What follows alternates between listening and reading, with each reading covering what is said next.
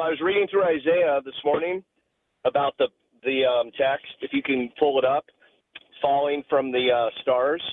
And then yes. a couple right after that, the NLT version, this pastor was doing it on YouTube.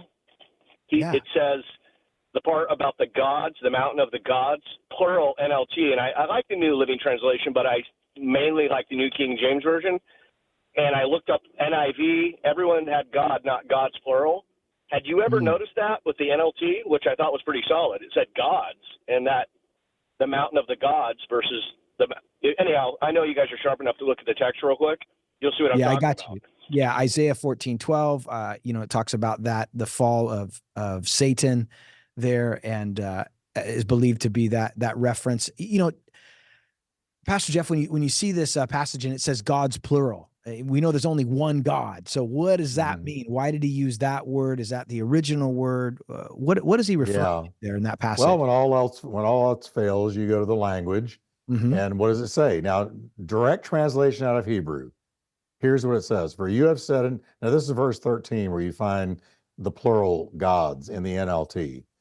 For you have said in your heart, into heaven I will ascend. Above the stars of God, I will exalt my throne.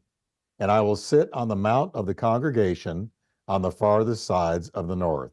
Period. That's what it says. That's the original Hebrew transliterated. So I don't know why the NLT translated a plural little g gods, unless it's some kind of a reference to idols. I don't know, because straight out of the Hebrew, you don't find that there.